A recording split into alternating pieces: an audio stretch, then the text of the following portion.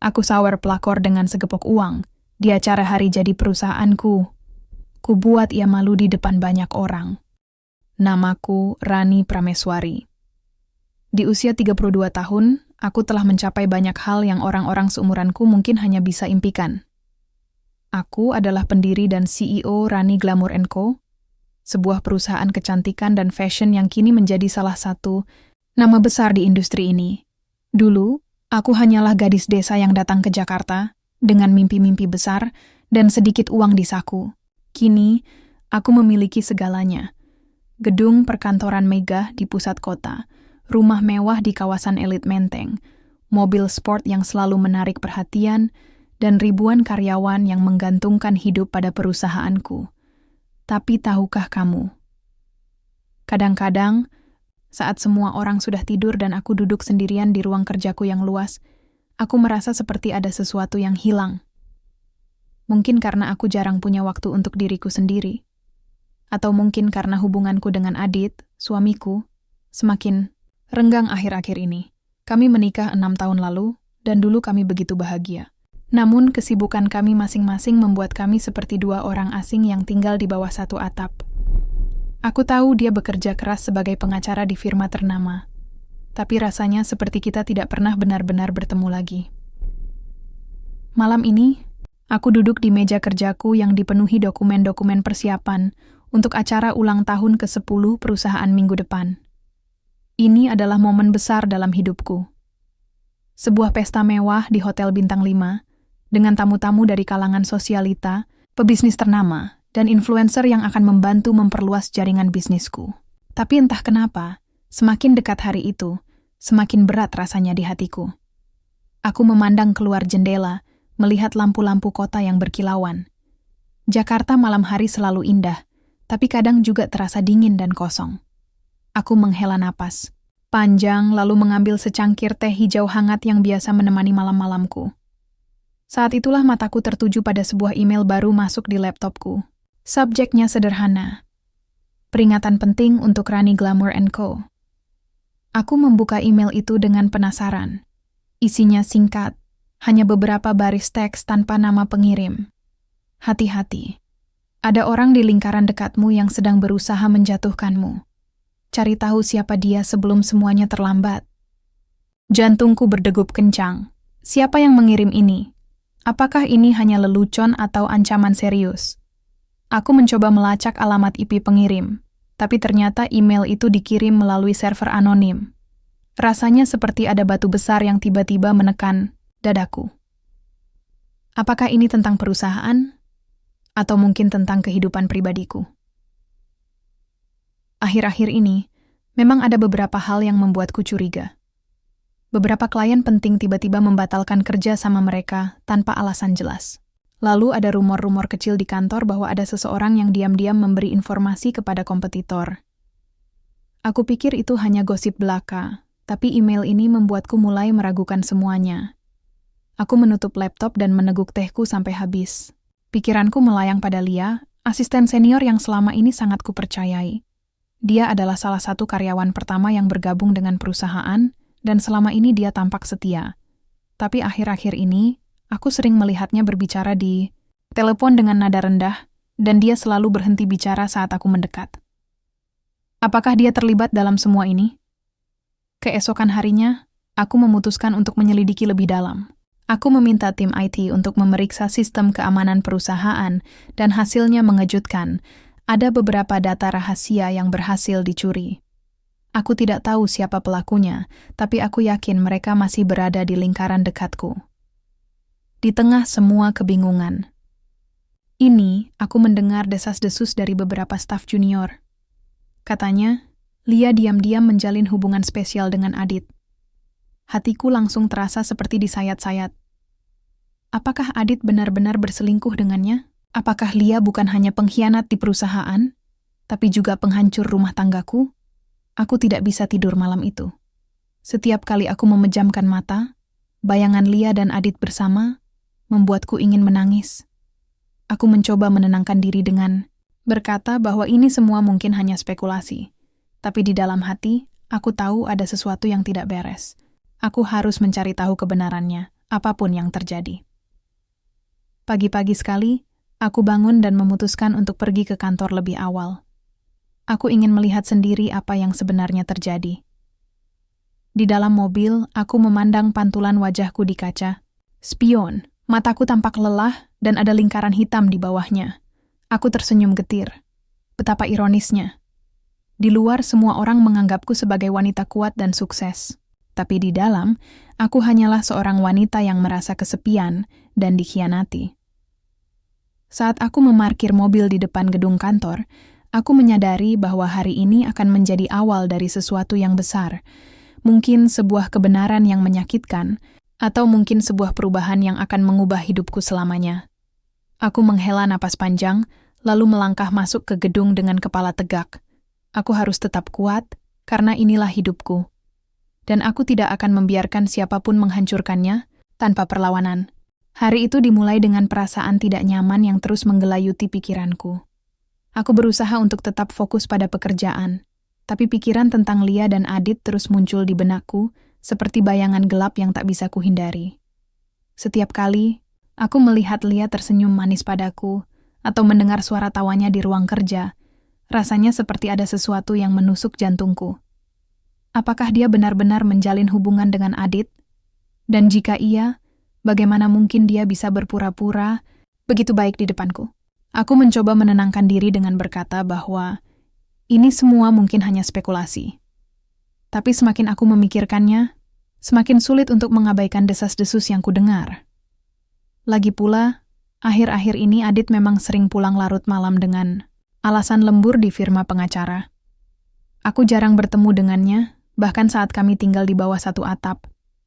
Apakah semua ini karena kesibukan kami? Atau ada sesuatu yang lebih buruk? Saat aku sedang menandatangani beberapa dokumen penting di ruang kerjaku, salah satu staf junior bernama Dina masuk dengan wajah cemas. Dia memberiku sebuah flash drive kecil sambil berbisik. "Bu Rani, saya menemukan ini di meja kerja Mbak Lia kemarin sore. Saya pikir Bu harus melihatnya." Aku menerima flash drive itu dengan hati-hati, lalu membuka laptopku. Jantungku berdebar kencang saat aku mulai membuka file-file di dalamnya. Isinya membuat darahku mendidih. Dokumen-dokumen rahasia perusahaan, daftar klien penting, bahkan rencana strategis yang seharusnya hanya diketahui oleh para pemimpin divisi. Semua data ini telah dicuri dan disimpan di flash drive ini. Namun, yang paling menyakitkan adalah email-email antara Lia dan bos kompetitor kami, Evelyn Beauty. Mereka membahas detail-detail kontrak yang telah dibatalkan oleh beberapa klien besar kami, serta cara-cara untuk merusak reputasi Rani Glamour & Co. Aku membaca setiap baris dengan tangan gemetar. Rasanya seperti ada pisau yang menusuk ulu hatiku. Lia bukan hanya mencuri informasi dari perusahaan. Dia juga bekerja sama dengan musuh bisnisku untuk menjatuhkanku. Tapi itu belum semua. Di folder lain, aku menemukan sesuatu yang lebih menyakitkan. Percakapan pribadi antara Lia dan Adit. Mereka membicarakan hal-hal yang seharusnya hanya dibicarakan oleh dua orang yang saling mencintai. Mereka berbicara tentang masa depan mereka bersama, tentang bagaimana mereka akan meninggalkan Jakarta dan memulai hidup baru di Bali setelah Lia mendapatkan cukup uang dari hasil pencurian data perusahaan. Aku tidak bisa menahan air mata yang mulai mengalir deras di pipiku. Dunia terasa runtuh di sekitarku. Bagaimana bisa Lia, yang selama ini kupercayai sebagai asisten senior dan sahabat dekat di kantor, melakukan ini padaku? Dan bagaimana bisa Adit, suamiku sendiri, mengkhianati aku dengan wanita lain? Aku merasa seperti seorang pecundang, seolah-olah semua yang kubangun selama ini hanyalah ilusi. Setelah beberapa menit menangis diam-diam, aku mencoba menenangkan diri. Aku tidak bisa membiarkan mereka melihat kelemahanku. Aku harus kuat, meskipun hatiku hancur berkeping-keping. Aku memutuskan untuk tidak langsung menghadapinya. Aku ingin mempermainkan Lia dan melihat bagaimana dia bereaksi ketika tekanan mulai datang padanya. Keesokan harinya, aku mulai memberikan tugas-tugas sulit kepada Lia. Misalnya, aku meminta dia untuk menyelesaikan laporan keuangan bulanan dalam waktu 2 hari, padahal biasanya butuh waktu seminggu. Aku juga meminta dia untuk mempresentasikan proyek baru di depan tim manajemen, meskipun aku tahu dia tidak terlalu siap. Awalnya, dia tampak tenang, tapi aku bisa melihat raut wajahnya yang mulai tegang setiap kali aku memberikan instruksi baru. Di sela-sela meeting, aku melihatnya berbicara pelan dengan beberapa karyawan lain, sepertinya mencoba mencari dukungan. Tapi aku sudah memastikan bahwa tidak ada satupun orang yang tahu tentang apa yang kudapati di flash drive itu. Aku ingin Lia merasa tidak aman, ingin dia sadar bahwa aku mulai mencurigainya.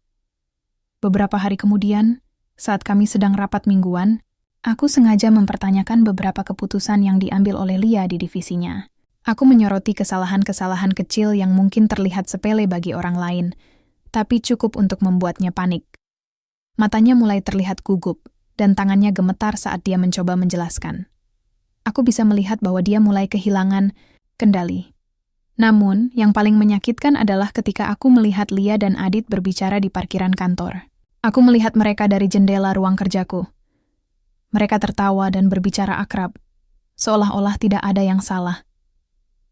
Aku merasa seperti ada api yang membakar dadaku. Ingin rasanya aku keluar dan menghentikan mereka, tapi aku menahan diri. Aku tahu bahwa ini bukan waktunya untuk mengkonfrontasi mereka secara langsung. Aku harus menunggu momen yang tepat. Malam itu, aku pulang ke rumah dengan perasaan kosong. Aku duduk di sofa ruang tamu, memandangi foto-foto pernikahanku dengan Adit yang terpajang di dinding. Kami tampak begitu bahagia di foto itu, tapi sekarang semuanya terasa seperti kebohongan. Aku mencoba menyalahkan diriku sendiri. Apakah aku terlalu sibuk sehingga Adit mencari pelarian di luar? Apakah aku gagal menjadi istri yang baik? Aku tidak bisa tidur malam itu. Aku terus memikirkan rencana untuk menghadapi Lia dan Adit. Aku ingin balas dendam, tapi aku juga ingin keadilan. Aku tidak bisa membiarkan mereka lolos begitu saja tanpa membayar atas apa yang mereka lakukan padaku. Pagi-pagi sekali, aku bangun dengan tekad baru. Aku tahu persis apa yang harus kulakukan. Acara ulang tahun perusahaan minggu depan adalah kesempatan sempurna untuk mengungkap semua kebenaran. Aku akan membuat Lia dan Adit membayar atas semua sakit hati yang mereka berikan padaku. Aku akan membuat mereka malu di depan semua orang yang mengenal mereka. Saat aku melangkah keluar dari rumah menuju kantor, aku merasa seperti seorang prajurit yang siap untuk berperang. Aku tahu bahwa ini bukan hanya tentang pembalasan dendam, tapi juga tentang membuktikan bahwa aku lebih kuat daripada mereka. Aku tidak akan membiarkan mereka menghancurkanku tanpa perlawanan. Hari besar itu akhirnya tiba. Acara ulang tahun ke-10 Rani Glamour & Co. diadakan di salah satu hotel bintang 5 paling mewah di Jakarta, dengan dekorasi yang begitu megah, sehingga membuat semua tamu terpesona sejak langkah pertama mereka memasuki ballroom. Gaun-gaun glamor dan setelan jas elegan menghiasi ruangan, sementara lampu kristal raksasa berkilauan di atas kepala para tamu.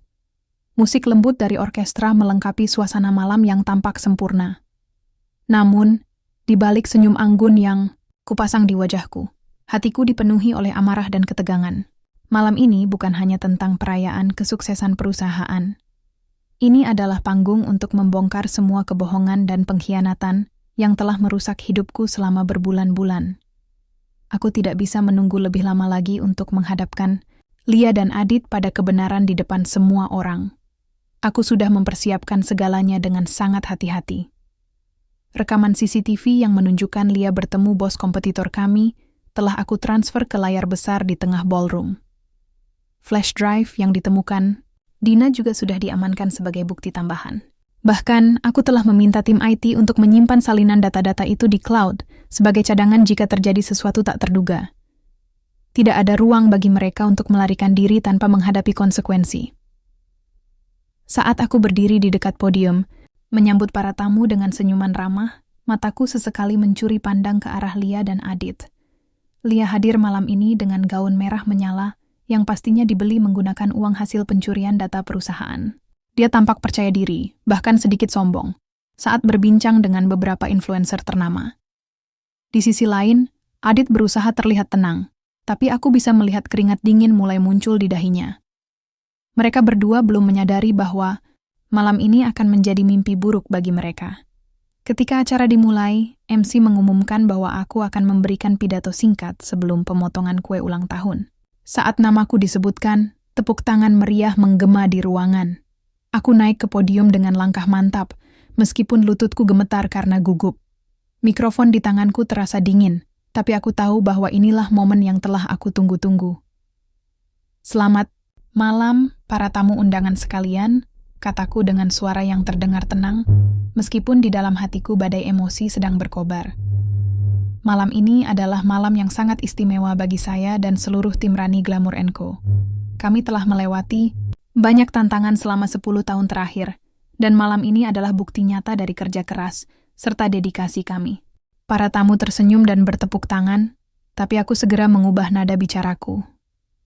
Aku menatap langsung ke arah Lia, yang masih tersenyum manis tanpa curiga sama sekali.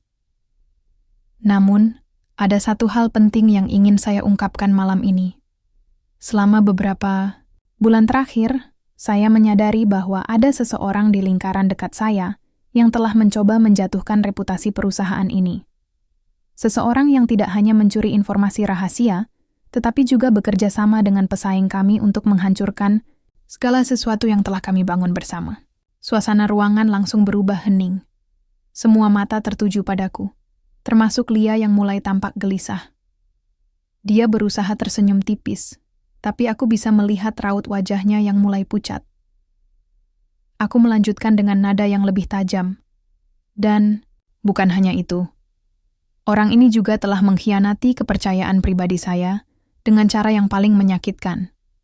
Aku berhenti sejenak untuk memastikan bahwa semua orang mendengarkan dengan seksama. Kemudian, aku melambaikan tangan kepada tim teknologi yang sudah berdiri di belakang layar besar. Layar tersebut menyala, menampilkan rekaman CCTV yang menunjukkan Lia bertemu bos Evelyn Beauty di sebuah kafe. Suara bisikan mulai terdengar di antara para tamu. Beberapa orang terlihat syok, sementara yang lain mulai berbisik-bisik tentang apa yang mereka lihat. Lia langsung berdiri dari kursinya, tampak panik. Dia mencoba meninggalkan ruangan, tapi aku segera turun dari podium dan menghadang jalannya. "Ingin pergi kemana, Lia?" tanyaku dengan suara dingin. Kita belum selesai bicara. Dia mencoba membela diri. "Bu Rani, ini pasti kesalahpahaman. Saya tidak tahu apa-apa tentang ini." "Tidak tahu apa-apa?" balasku dengan nada sinis. "Lalu bagaimana dengan email-emailmu atau data rahasia perusahaan yang kau jual kepada Evelyn Beauty?"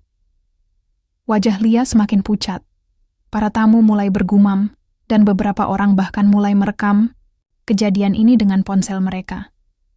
Aku melihat Adit berdiri di sudut ruangan, tampak cemas dan bingung. Dia mencoba mendekati Lia, tapi aku segera menghentikannya dengan tatapan tajam. "Dan kita belum bicara tentang hubungan spesialmu dengan suamiku, Lia."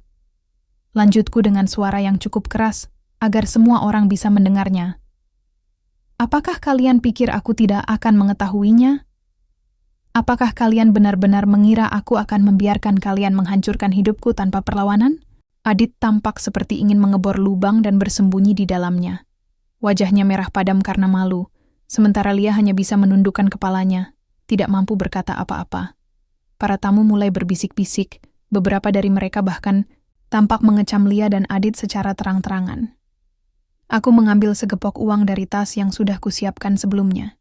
Uang ini adalah simbol dari semua jerih payah Lia yang dia dapatkan dengan cara yang tidak etis. Dengan gerakan dramatis, aku melemparkannya ke arah Lia.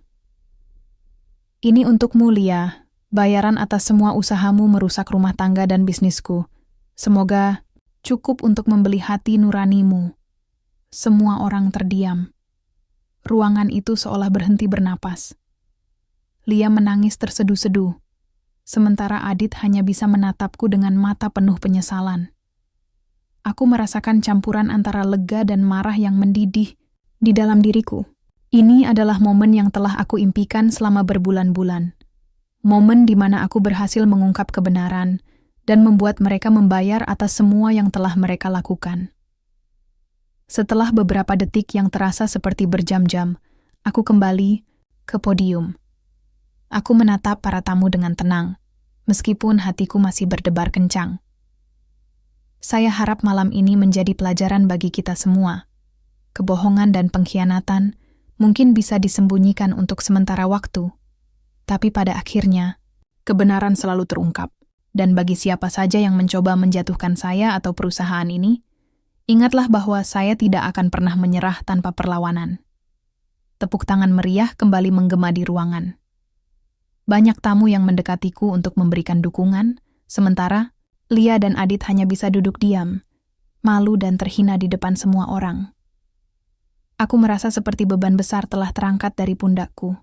Meskipun ini bukan akhir dari segalanya, aku tahu bahwa ini adalah awal dari babak baru dalam hidupku. Saat aku melangkah keluar dari ballroom untuk menghirup udara segar di balkon, aku merasa seperti seorang prajurit yang baru saja memenangkan pertempuran besar. Namun, di balik kemenangan ini, aku sadar bahwa perjuanganku belum sepenuhnya selesai.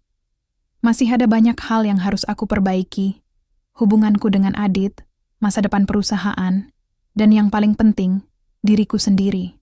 Malam itu, setelah insiden dramatis di ballroom, aku merasa seperti seorang prajurit yang baru saja memenangkan pertempuran besar.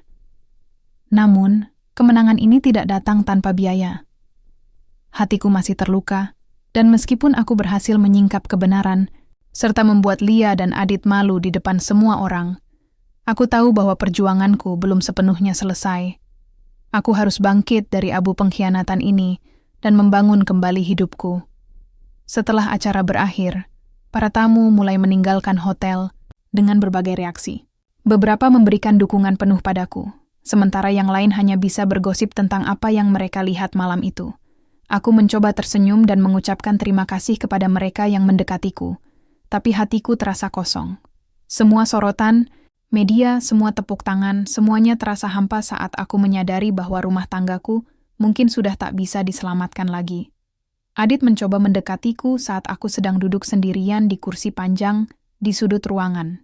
Wajahnya penuh rasa bersalah, dan matanya tampak lelah, seperti seseorang yang akhirnya menyadari kesalahannya setelah terlalu lama menutup mata. Dia membuka suaranya dengan nada yang bergetar. "Rani, aku minta maaf. Aku tidak tahu apa yang kupikirkan. Aku salah, sangat salah. Aku menatapnya tanpa berkata apa-apa." Kata-katanya terdengar seperti angin lewat, karena aku tidak yakin apakah dia benar-benar menyesal atau hanya mencoba menyelamatkan harga dirinya. Aku akhirnya menjawab dengan dingin. "Kita akan bicarakan ini nanti, Adit. Sekarang, aku butuh waktu untuk diriku sendiri." Dia mengangguk pelan, lalu melangkah menjauh. Aku bisa melihat bahwa dia benar-benar hancur, tapi rasa sakit yang kurasakan terlalu dalam untuk hilang begitu saja. Aku tidak bisa langsung memaafkannya, bahkan jika dia benar-benar menyesali perbuatannya. Aku membutuhkan lebih dari sekadar kata-kata permintaan maaf. Esok paginya, aku memutuskan untuk pergi ke kantor lebih awal. Aku ingin fokus pada pekerjaan dan mencoba melupakan semua kekacauan yang terjadi dalam hidupku. Saat aku tiba di gedung, beberapa karyawan tampak enggan berbicara denganku. Mungkin mereka merasa canggung setelah insiden kemarin, atau mungkin mereka takut kalau aku akan marah.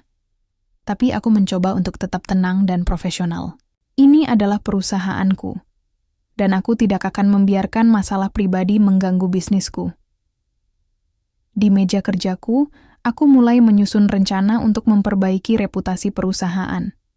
Skandal ini pasti akan menjadi bahan pembicaraan di media sosial dan industri kecantikan selama beberapa minggu ke depan, jadi aku harus bertindak cepat.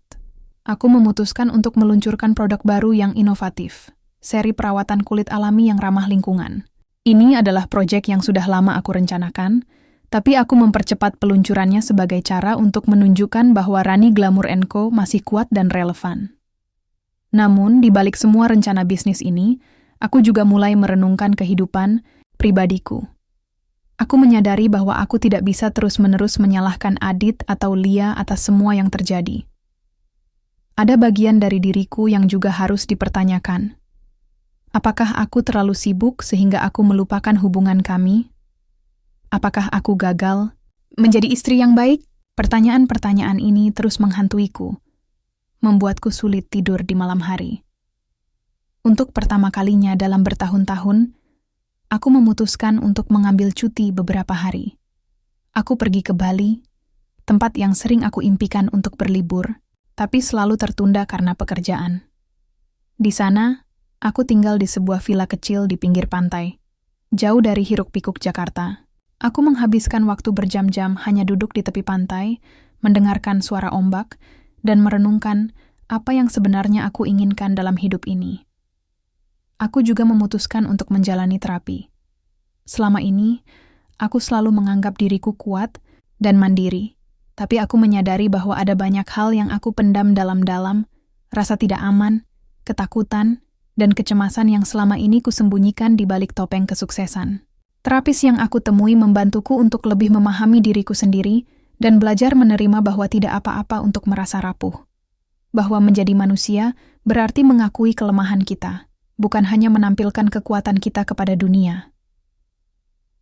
Setelah seminggu di Bali, aku merasa sedikit lebih ringan. Aku mulai memikirkan langkah-langkah konkret untuk memperbaiki hidupku.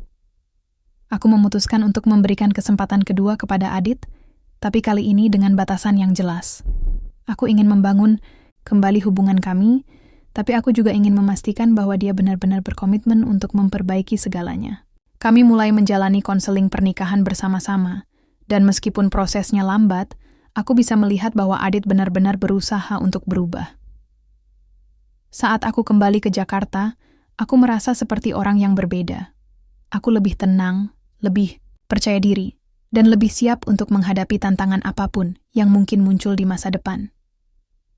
Aku juga mulai mendekatkan diri dengan keluarga dan teman-teman yang selama ini aku abaikan karena kesibukan. Aku menyadari bahwa mereka adalah orang-orang yang benar-benar peduli padaku, tidak seperti Lia yang hanya menggunakan aku untuk keuntungannya sendiri. Di kantor, aku memecat Lia dan beberapa karyawan lain yang terlibat dalam skandal pencurian data. Aku juga memperketat sistem keamanan perusahaan untuk memastikan bahwa hal seperti ini tidak akan terjadi lagi.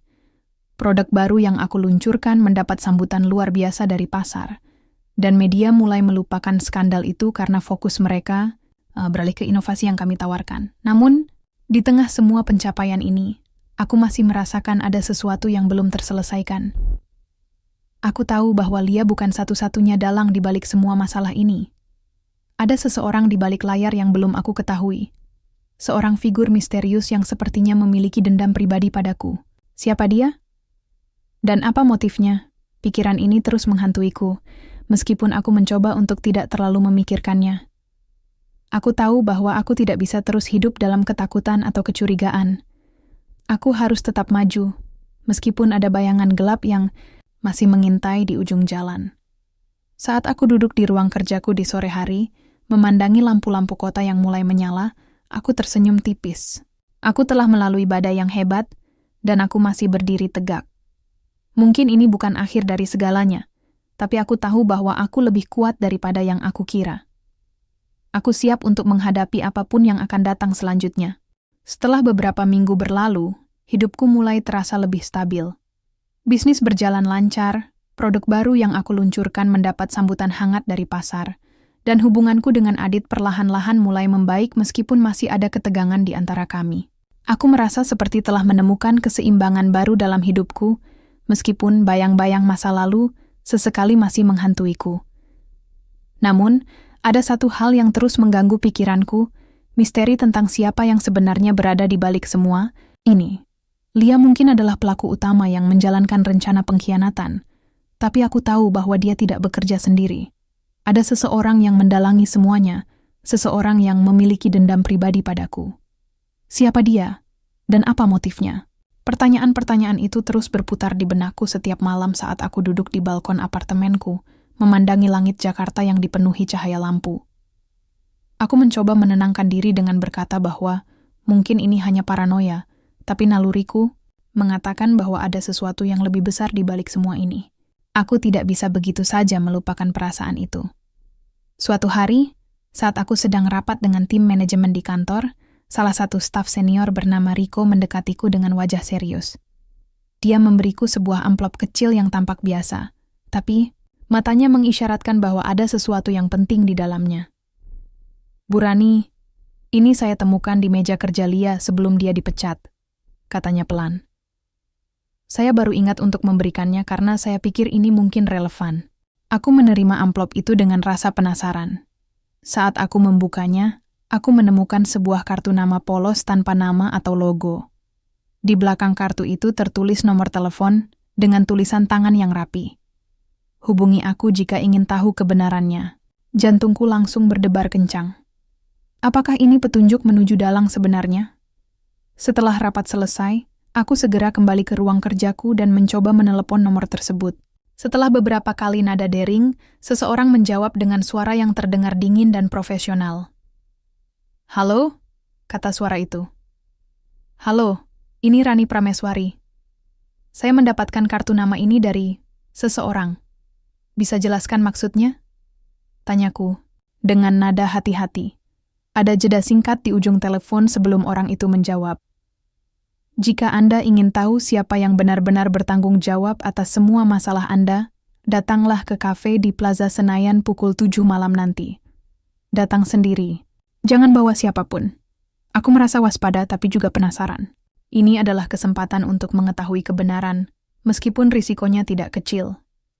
Aku memutuskan untuk pergi ke pertemuan itu, tapi aku tetap berhati-hati. Aku memberitahu Dina, salah satu staf junior yang sangat kupercayai, untuk mengikutiku dari jauh hanya untuk berjaga-jaga. Malam itu, aku tiba di kafe yang dimaksud tepat waktu. Suasana di sana cukup ramai, tapi aku segera melihat seorang pria duduk di sudut ruangan, tampak tenang dengan secangkir kopi di depannya. Aku mendekatinya dengan hati-hati, dan saat aku duduk di kursi di depannya, dia tersenyum tipis. "Anda? Datang," katanya dengan nada datar. "Siapa Anda?" tanyaku langsung, tidak mau membuang waktu. Dia menyodorkan sebuah folder kecil ke arahku. "Nama saya Ryan. Saya mantan mitra bisnis Anda di awal pendirian Rani Glamour & Co. Mungkin Anda sudah melupakanku." Aku terkejut mendengar namanya. Tentu saja aku ingat Ryan. Dia adalah salah satu investor awal perusahaan. Tapi aku memutuskan untuk memecatnya beberapa tahun lalu karena melakukan korupsi internal. Dia sempat marah besar saat itu dan mengancam akan membalas dendam. Tapi aku tidak pernah menganggap ancamannya serius. Ternyata, dia benar-benar melakukannya. "Dia yang mendalangi semuanya," kata Ryan dengan nada dingin. "Dia merekrut Lia untuk mencuri data perusahaan Anda dan menjualnya kepada kompetitor. Dia juga yang memperkenalkannya pada suami Anda, agar mereka bisa menjalin hubungan dan membuat Anda hancur secara pribadi maupun profesional." Aku merasa seperti ada batu besar yang menekan dadaku. "Kenapa kau membantu mereka?" Ryan tersenyum sinis. "Karena saya juga ingin balas dendam. Anda memecat saya tanpa ampun, Rani. Anda menghancurkan karier dan reputasi saya. Saya hanya ingin memastikan bahwa Anda merasakan apa yang saya rasakan." Aku tidak bisa berkata apa-apa. Hatiku terasa kosong, campuran antara kemarahan dan rasa bersalah. Aku memang salah karena membiarkan Ryan melibatkan diri dalam skandal korupsi. Tapi apakah itu berarti dia berhak melakukan semua ini padaku? "Kenapa sekarang kau memberitahuku ini?"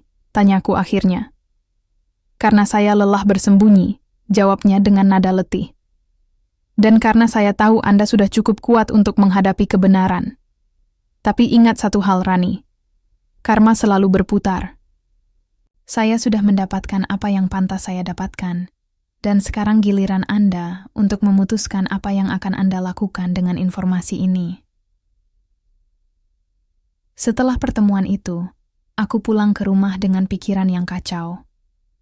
Aku tidak tahu apakah aku harus memaafkan Ryan atau melaporkannya ke polisi. Tapi satu hal yang pasti, aku tidak akan membiarkan dendam dan kebencian menguasai hidupku lagi. Aku harus fokus pada masa depan, bukan masa lalu. Beberapa hari kemudian, aku memutuskan untuk melaporkan Ryan ke pihak berwenang. Aku juga menggunakan media untuk mengungkap semua kejahatannya, sehingga dia kehilangan segalanya, reputasi, karir, bahkan kebebasannya. Saat melihatnya dibawa pergi oleh polisi, aku tidak merasa lega sepenuhnya. Aku hanya merasa bahwa keadilan telah ditegakkan. Namun, di balik semua ini, aku menyadari bahwa aku telah berubah. Aku tidak lagi merasa perlu untuk membalas dendam atau membuktikan sesuatu kepada siapapun.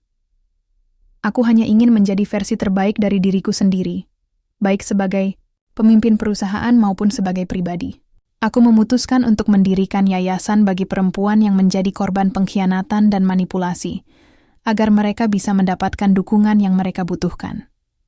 Saat aku duduk di balkon gedung baruku, memandangi langit malam yang cerah, aku tersenyum tipis. Aku tahu bahwa perjalanan ini belum sepenuhnya selesai, tapi aku siap untuk menghadapi apapun yang akan datang selanjutnya.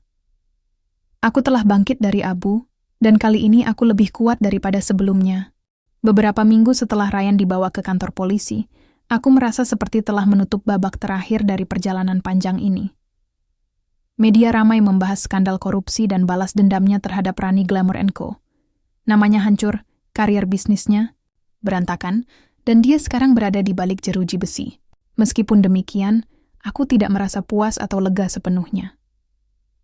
Aku tahu bahwa keadilan telah ditegakkan, tapi hatiku masih dipenuhi oleh rasa kosong yang sulit dijelaskan. Namun, ada satu hal yang membuatku tersadar. Mungkin bukan tentang memenangkan pertempuran melawan orang-orang yang mencoba menjatuhkanku. Mungkin ini tentang bagaimana aku bangkit dari semua kehancuran itu dan menjadi versi diriku yang lebih baik. Aku menyadari bahwa kemenangan sejati bukanlah tentang mengalahkan musuh, tapi tentang memperbaiki diri sendiri dan membantu orang lain yang mungkin mengalami hal serupa. Aku mulai fokus pada yayasan yang aku dirikan, bernama Wanita Bangkit Bersama. Yayasan ini bertujuan untuk mendukung perempuan yang menjadi korban pengkhianatan, manipulasi, atau kekerasan dalam hubungan pribadi maupun profesional. Melalui program-program pelatihan, konseling, dan dukungan finansial, aku ingin memberikan mereka alat untuk bangkit dan membangun kembali hidup mereka. Setiap kali aku melihat mata-mata penuh harapan dari para perempuan yang datang ke yayasan, aku merasa seperti menemukan tujuan baru dalam hidupku. Ini adalah cara bagiku untuk memberikan sesuatu yang bermakna kepada dunia, bukan hanya sekadar mengejar kesuksesan materi. Aku juga mulai berkolaborasi dengan beberapa organisasi non-profit lain untuk memperluas jangkauan yayasan ini. Semua usahaku ini membuatku merasa lebih hidup daripada saat aku hanya fokus pada bisnis semata. Di sisi lain, hubunganku dengan Adit juga mulai menunjukkan kemajuan. Kami masih belum sepenuhnya pulih dari luka-luka masa lalu, tapi kami belajar untuk saling memahami dan membangun fondasi baru yang lebih kuat. Kami memutuskan untuk tidak memaksakan segalanya. Hubungan kami berkembang perlahan, tapi pasti. Kami mulai menghabiskan waktu bersama tanpa tekanan, hanya berbicara, tertawa, dan saling mendukung. Aku menyadari bahwa cinta bukanlah tentang tidak pernah gagal, tapi tentang bagaimana kita bangkit setelah kegagalan itu. Suatu sore, saat aku sedang duduk di ruang tamu apartemen kami, Adit mendekatiku dengan secangkir teh hangat. Dia duduk di sampingku dan berkata, "Rani, aku ingin berterima kasih padamu." Aku menoleh padanya, bingung. "Untuk apa?" "Untuk tidak menyerah padaku," katanya pelan. "Aku tahu aku melakukan kesalahan besar, dan aku tidak pantas mendapatkan kesempatan kedua. Tapi kamu tetap memberikannya padaku, meskipun aku tahu itu sulit. Kan untukmu." Aku tersenyum tipis. "Kita semua bisa berubah, Adit. Yang penting adalah bagaimana kita belajar dari kesalahan dan berusaha menjadi lebih baik." Dia mengangguk pelan, lalu meraih tanganku. "Aku janji akan selalu berusaha menjadi suami yang lebih baik untukmu, Rani. Kamu layak mendapatkan itu." Mendengar kata-katanya, aku merasakan sesuatu yang hangat di hatiku. Bukan karena dia berjanji untuk berubah, tapi karena aku tahu bahwa kami berdua sedang berusaha untuk menyembuhkan luka-luka masa lalu bersama-sama. Ini bukan tentang sempurna, tapi tentang berkomitmen untuk memperbaiki segalanya. Beberapa bulan kemudian, aku menerima undangan untuk berbicara di sebuah konferensi internasional tentang kepemimpinan wanita. Ini adalah kesempatan besar bagiku untuk berbagi ceritaku. Bukan hanya tentang kesuksesan bisnisku, tapi juga tentang bagaimana aku bangkit dari kehancuran dan menemukan makna baru dalam hidupku.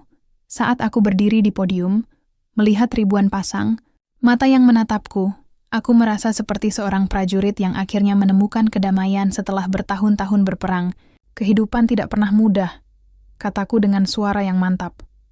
Ada saat-saat ketika kita merasa seperti dunia sedang runtuh di sekitar kita. Ada saat-saat ketika kita merasa dikhianati, dilukai, bahkan dihancurkan oleh orang-orang yang kita percayai. Tapi ingatlah satu hal, kunci untuk bangkit bukanlah tentang membalas dendam, tapi tentang memperbaiki diri sendiri dan membantu orang lain yang mungkin sedang mengalami hal serupa. Aku melihat banyak kepala yang mengangguk di antara audiens, dan aku tahu bahwa kata-kataku menyentuh hati mereka. Aku melanjutkan, ketika kita jatuh, kita punya dua pilihan. Kita bisa tetap terbaring di tanah, atau kita bisa bangkit dan menjadi lebih kuat daripada sebelumnya. Aku memilih untuk bangkit, dan aku harap kalian juga akan melakukan hal yang sama. Setelah pidato itu, aku mendapat banyak apresiasi dari para peserta konferensi. Beberapa di antaranya bahkan mendekatiku untuk berbagi cerita mereka sendiri tentang kehidupan yang penuh tantangan. Aku merasa seperti telah menemukan panggilan sejatiku. Tidak hanya sebagai pemimpin bisnis, tapi juga sebagai inspirasi bagi orang lain. Saat aku kembali ke Jakarta, aku merasa seperti orang yang benar-benar baru. Aku telah melewati badai yang bikin hebat dan aku keluar dari sana dengan lebih banyak kebijaksanaan, kekuatan, dan tujuan. Aku tidak lagi takut menghadapi masa depan, karena aku tahu bahwa aku memiliki kekuatan untuk menghadapi apapun yang akan datang. Di malam terakhir tahun itu, aku berdiri di balkon gedung baruku, memandangi langit malam yang dipenuhi bintang. Aku tersenyum, menyadari bahwa perjalanan ini, meskipun penuh liku, telah membawaku ke tempat yang lebih tinggi dari sebelumnya. Aku tidak lagi merasa seperti seorang pecundang. Aku adalah seorang pejuang yang telah menemukan kedamaian dalam diriku sendiri.